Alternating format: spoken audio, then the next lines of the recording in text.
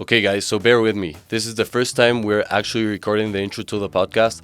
I'm a rookie. I'm going to start reading off the paper, and hopefully at some point I'm going to be able to do it without reading. Okay, so here goes. This is what production prepared for me. Hey there, I'm Juan Patiño, and welcome to the Hive by Kin, the podcast where we explore how AI, data, and technology are transforming different industries. Here we don't just talk about tools, we talk about the value behind them. How automation removes bottlenecks, how analytics fuels smarter decisions, and how AI is shaping the future of business. Our goal is to give you insights into how you can act on, stories you can learn from, and vision of what's next. Let's dive in.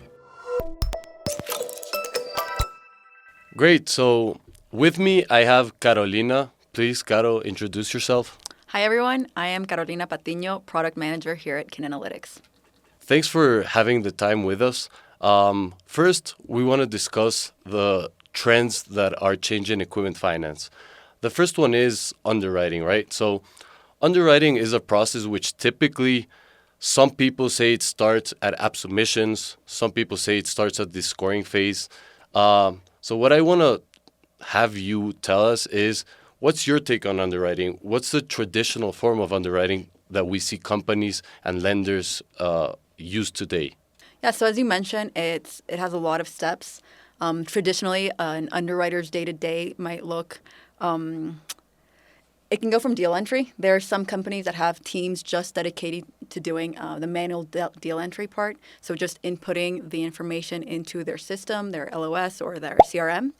But this might also be a part of an underwriter's job, which is obviously going to be the most document-heavy, manual, error-prone part.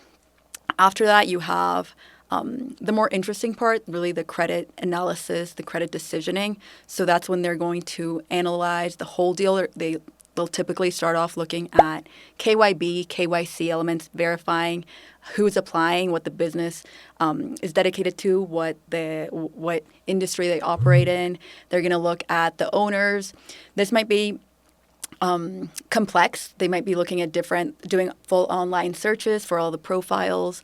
They might be looking at SOS filings, seeing who's on the SOS filings. Just kind of getting a feel for who's applying and looking at their profile. And once they've been able to verify that business, they'll move into just looking at their creditworthiness. So typically, traditionally, the underwriter will have to kind of use their experience and their knowledge to see if the risk is worth it, if the applicant has a high risk or a low risk profile.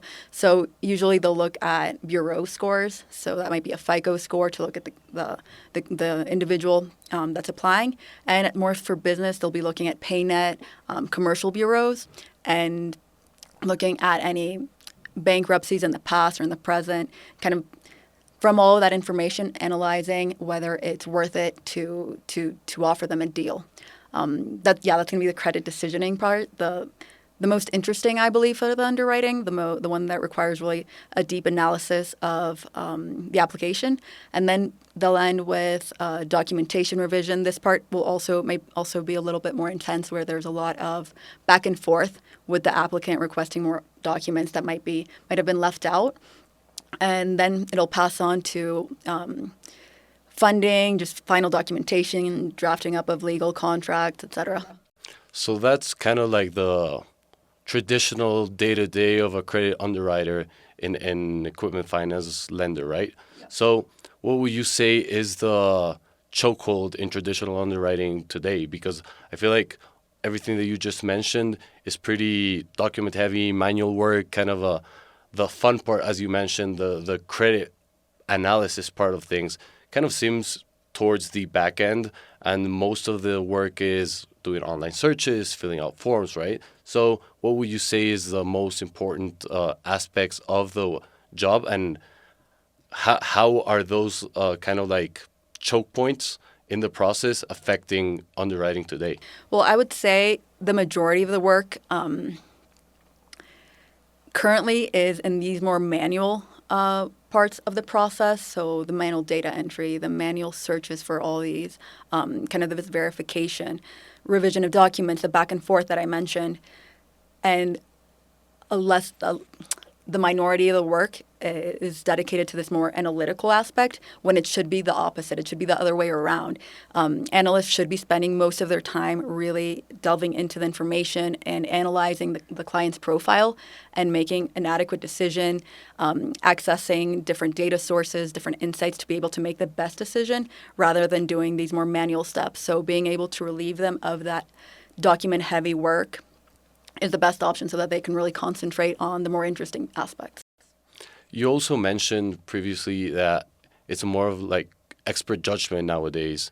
How is automated systems or moving towards a more automated underwriting system that has more insights, more data, how is that changing how expert judgment comes into play when making a credit decision? So definitely subjectivity is something that we see across the process where both in verification, for example, some underwriters might really delve into the online searches, look at the web, the business online presence, the owners might do much more in-depth searches. They might go to Safer, look at different information, whereas maybe another underwriter might not be so just proactive in these searches. So, there is the difference is kind of subjectivity, both in verification and then in the analysis that they're doing. So they might look at a score and it might what might seem risky to one analyst, maybe a previous bankruptcy years ago might not be so risky to another analyst if they've looked a little bit more into the business. So there's a lot of subjectivity and different criteria that defines whether a deal gets approved or not. But it's definitely something that you can help to eliminate with data. Once you incorporate data into your decisions, it's not you start eliminating the subjectivity without eliminating the expert judgment, which is obviously very important. We want to incorporate the analyst's experience, the expertise that they've gathered over the years into the decision making, but we want to help them make it better or kind of have a reason to back their decision with data. So even though a client might have a previous bankruptcy, we see that they're operating in an industry that's growing. We see that their business has been growing over the past year, that they haven't defaulted on any other loans. So, being able to incorporate both things, data and the expert judgment, is super important to underwriting. Great. And now you also mentioned that data is kind of like a source in which you can use data in order to make better decisions, right? And there's different sources. So you mentioned for transportation specifically, maybe Safer or the FMCSA. Well, this is kind of an unnatural question, but what's like the weirdest, most like out of the ordinary data source that you've ever used in order to automate the underwriting process or maybe even when creating a custom model? So that's a great question. Personally, I think here at Kin Analytics, we love this more alternative data.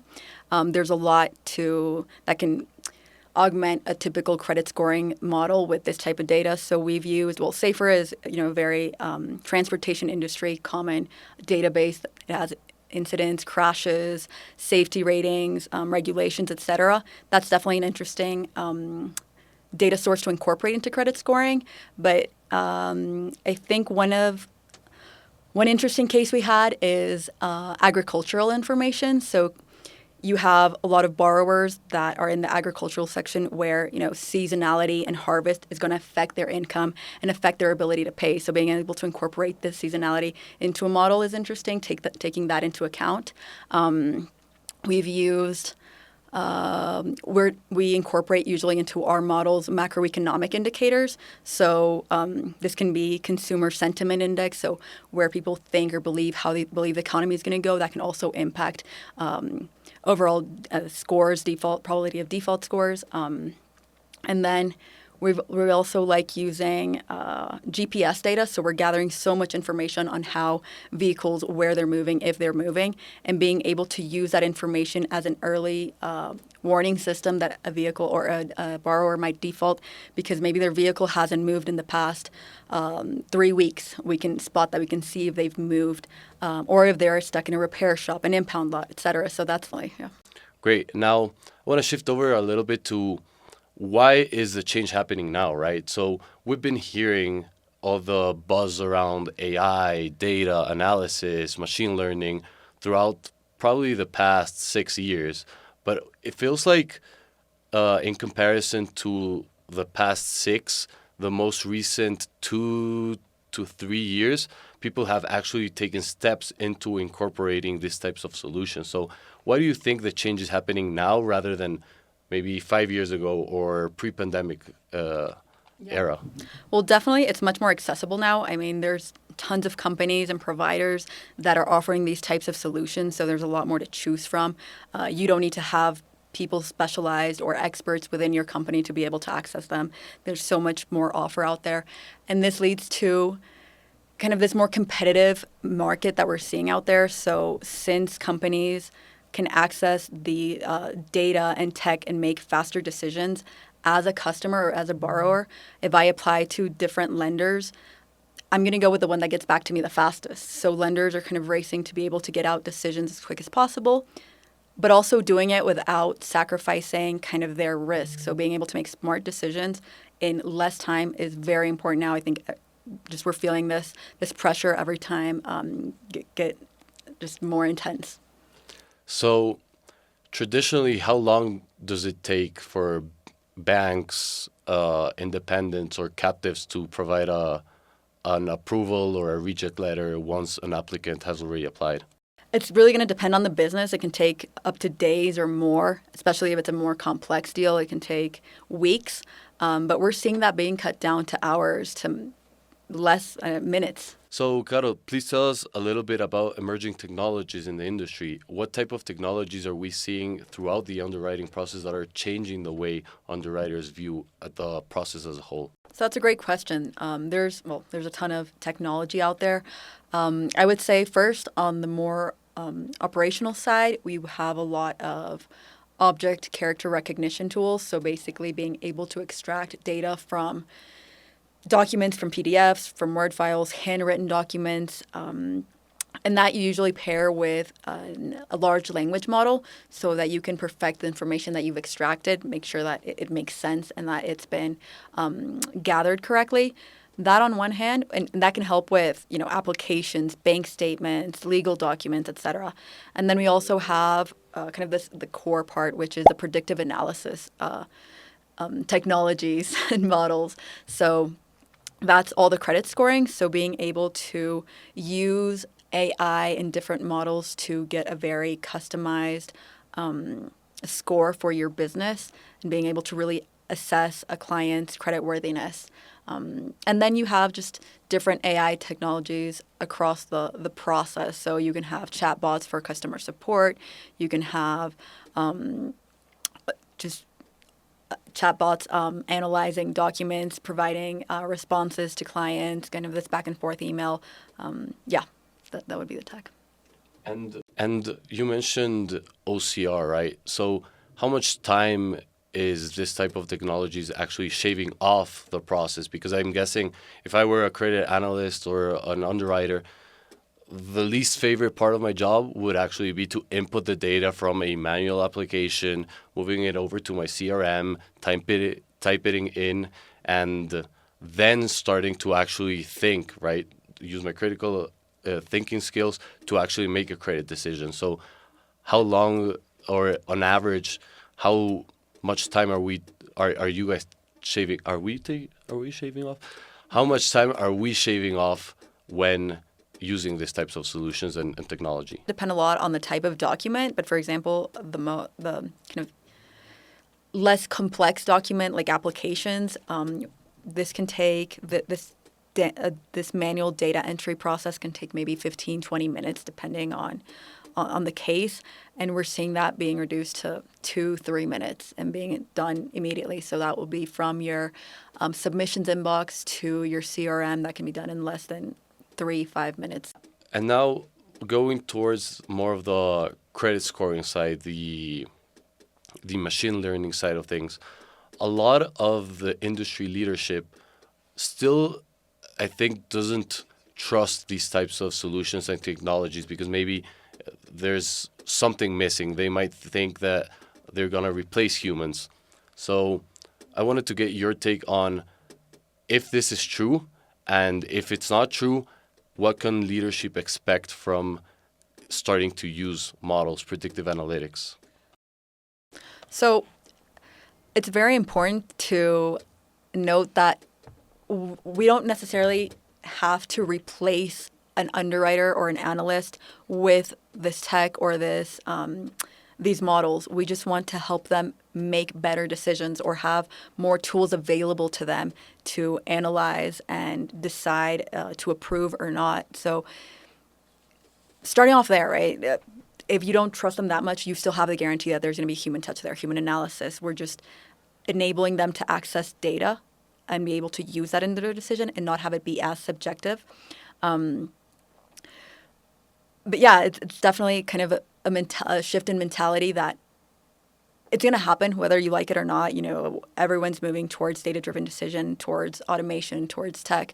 So it's starting to incorporate to see how you can use it with your decisions within your company and in a way that obviously makes you feel comfortable. If you're not ready to take fully automated decisions, that's fine. Start off maybe with deals that are not as big in size or with a certain industry that you feel comfortable operating in, with certain brokers that you feel you have a closer relationship with. So maybe you start automating those types of deals and then you move into more complex analysis. With that you just mentioned, what would be your recommendation into what tool or technology to adopt first, beyond just like the hype words and the hype solutions and the things that are trending now, but rather add the most value into any processes within the underwriting process? So I think it's not about what tool you want. It's you need to start off with this change in mentality, this idea of how you're going to incorporate technology into your processes rather than say, use an OCR tool for this part. I mean, it might work for some companies, it might not work for other companies. So kind of starting off with this shift company-wide, starting from management and translating that or passing that along to everyone else on the team and making them part of this shift in adopting data and AI so that they can actually see that decisions are being made at all levels within the company using data. Just starting to really implement this change management vision into your processes, and that would be the first step I think that companies should focus on, really getting this message across. And then also maybe not a tool specifically, but start to give data the importance that it needs to have, right? So start collecting data correctly, start building your system so that you're able to have this data ready when you're ready to use it. Because, you might not be sure what you want to answer with the data yet, but if you're collecting it adequately from day one, when you have a clearer picture, you'll have that data ready to use to model or to make whatever decision you need. Driven decisions, right? So you just mentioned data is probably the first part. But what does that actually look like? Because for us, maybe it sounds kind of easy. Start collecting data and structuring it nicely in a system, right? But if someone has been working in the industry for the past 20, 25 years that doesn't really know how to do that, what's like the best way to do that? What's like the dumbed down version of start picking better technologies or start extracting data, maybe translating your current system to a new modern age system? So first, I would say start building a strong team. Bring experts in. You don't need to know it all, but there are people that know this very much. So start consulting with experts on how to do this transformation. You can start off if you need to digitalize certain documents if you have a lot of historical information in actual paper, start looking at the best way to, which might be an OCR tool, to bring that into, an actual database. That might be step one if you have a lot of documents, paper documents there. If you have a legacy system that you've stopped using that maybe didn't collect information in the best way possible, look at how to recover that information, be able to, that's going to take a lot of time and a lot of effort to really clean data. We've seen that with a lot of clients that they've been operating for 20 years, but they only have usable information for the past 2 years because their legacy system was a disaster. But, really, we found value in really spending time and efforts into cleaning that data because it's going to give you so much historical information there to be able to develop a good credit scoring system. And then, yeah, making sure that all that you're collecting now, that it's in the formats that you want. So, for example, a variable like industry is always so complex because you have people putting in SIC codes, or you have people just typing in what industry it is. It's so hard to have an adequate format. So if you start making sure and you transmit this to your team that it's important that they really verify the data that they're inputting and make sure that it's in the correct format, that's a great place to start, just getting that message across. Kind of like for leadership to start thinking about the future, not just like the past or the now, but rather what can I start incorporating into my systems today? What type of information I can input today that maybe 10 years from now will actually help me create a new solution. Yeah, and not even 10 years from now. I mean, if we start gathering this data as quickly as possible, you can start using it to see, what types of deals am I approving? What broker is really bringing me the best deals? What industries are really growing, and how, it can be almost immediate. You start collecting this data and really analyzing it. Thanks. So in the process of modernizing our systems, how would you actually map out the ideal process into which start creating tools, or maybe using tools from service providers that might be out there, maybe developing it in-house? What would be your take on how to modernize the best way possible? Yeah, well, I think one of the main recommendations out there is to start as soon as possible, but to do it without disrupting current systems or current processes. So you don't just want to, tomorrow go to your underwriting team and say, we're going to change this all, and, we're going to give you new tools and you have to use them. No, can you start slow, you can start off developing a customized credit score and just have that as an extra, tool or input for your credit analyst to make decisions. Then you can maybe move into automated decisioning for very specific deals, maybe very, you have these both extremes where you have credit applications that come in that are maybe very high risk, just evidently they have an active bankruptcy. So do you really need human touch there, someone actually looking at the deal and making the decision? No, maybe it's very clear to your business that you're going to decline that no matter what. So you can start automating those decisions, or the very low risk, very great applicant profiles, maybe people you've done or businesses you've done deals with in the past, and they're a great lender. So maybe you can start automating those as well. And then finally, ideally, you can move on to automating more complex deals. That might be way in the future, but start slow and just slowly start incorporating this into your decisions, and I think people will adopt it naturally. So you just mentioned starting small and slow, right? What are some of the best practices you've seen with the clients you've worked with in the change management? Because one thing is starting slow, right? But then even if you do start slow and small, maybe there's still some resistance from how you're used to making things, because maybe you're really efficient at an inefficient process. But then incorporating something small into that process might take a while in order for the team to get adopted to the new tool and start actually using it. So what would you say are the best practices in order to get to a point in which change is a little bit easier and a little bit, there's a little bit less friction than just leadership going in and saying, here's the new tool, this is going to fix your lives, right? And go ahead and use it. Yeah, I think it's important to incorporate or make all your underwriters, your analysts, part of the process of this change. So as you said, you don't just want to, impose a new technology on the final user. You want to make them part of the discussion, show them, what's being handled. You can maybe have their input in different tools or different providers for this type of technology, and really hear what is this going to work for them? Is it useful? What's annoying? What they like? What they don't like? And if they feel that they're a part of these decisions, it's definitely going to be easier for them to really incorporate it into their day-to-day work and adopt these technologies much more easily. I think these types of tools are not something that that the user has to adopt. It's something that they want to. So they're seeing this technology, and it's really making their life easier, their work much faster. they're going to want to use it. So it's not going to feel imposed. So I think it's important to have everyone on board, from day one. How can you, or maybe let me rephrase what I want to ask.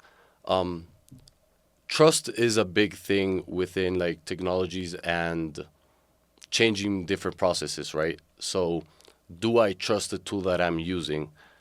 How can teams and leadership actually trust these new technologies? Because since we've always mentioned the hype, we already talked about it, but how is trust something that we can incorporate into this change management, right? So how can we make sure that they are sure that the OCR system is actually recognizing all the characters that are actually in the application submitted, right? So how could we do that? Yeah, that's definitely one of the hardest things to overcome when adopting these new technologies. So definitely no OCR is going to be 100% right 100% of the time. Just like no manual data entry specialist is always going to do it correctly, right?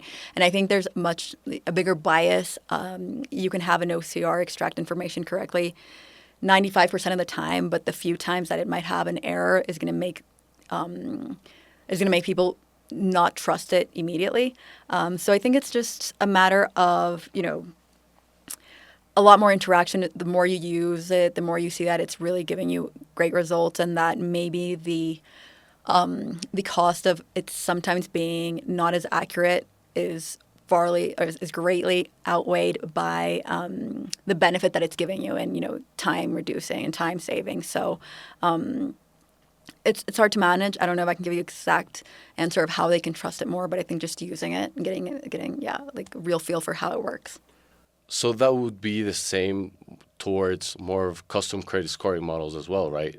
The more the analysts, the credit teams actually start using the model and validating it, the more they're gonna actually trust it, right? There's the big black box debate, right? So do I just follow what they're saying, or actually I want to understand the why behind the decisions of the model, so that the human starts learning from the model, and then, as we know, the model starts learning from the human and the different decisions they make. So definitely, in our experience, there's always a little bit of questioning of why is the model deciding that. But the more the analysts use it and see the results, the model suggested or recommended we don't approve this deal, and it ultimately does decline. The more you see that, or the more you see the deals that the model does recommend you approve, they have a good performance.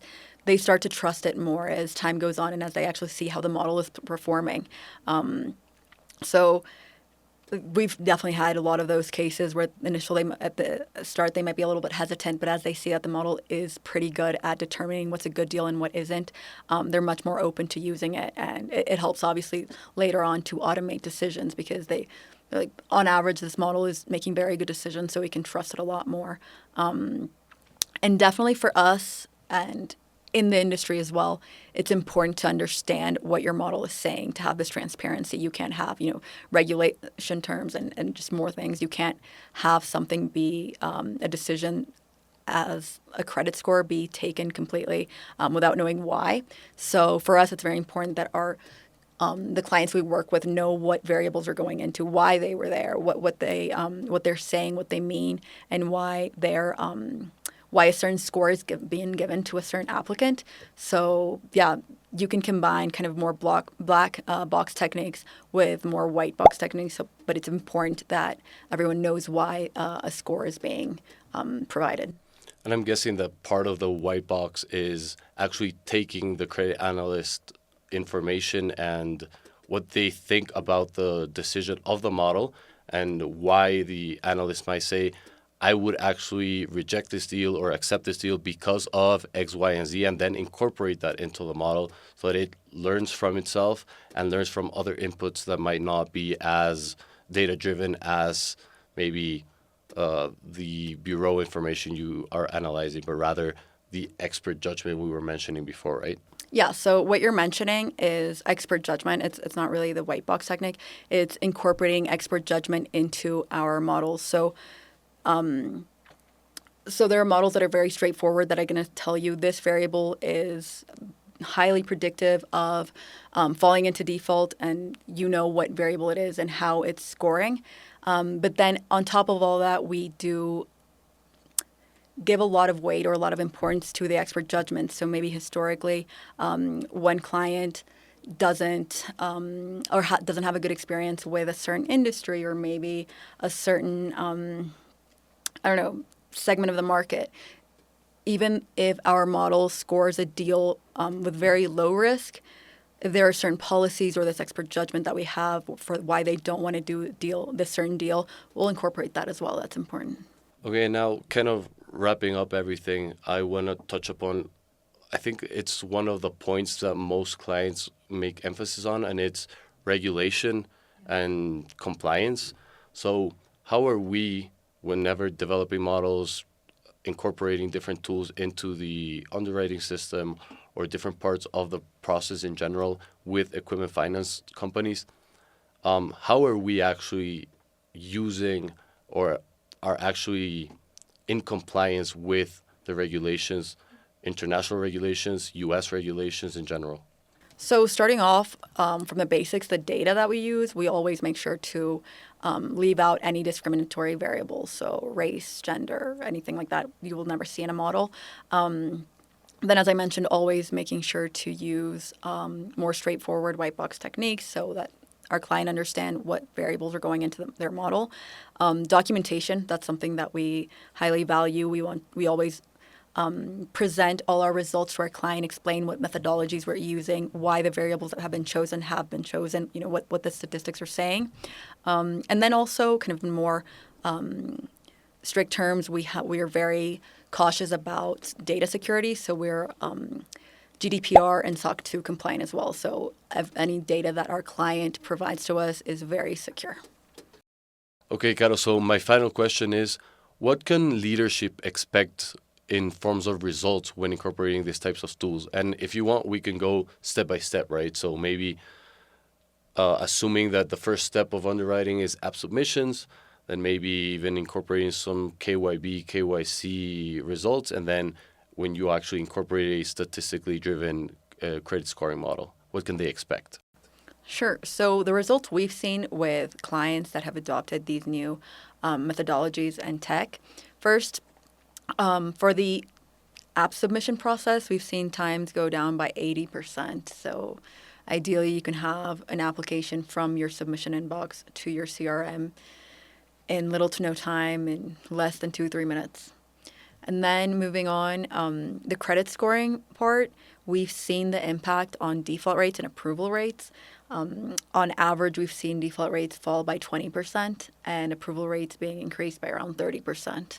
So this means these results, from what I'm guessing, is that the money that people usually leave on the table because they might not want to target a risky deal, they're actually capitalizing on it, and those deals that are actually approved and end up over time not being the best deals, actually you're saving yourself a lot of money, right?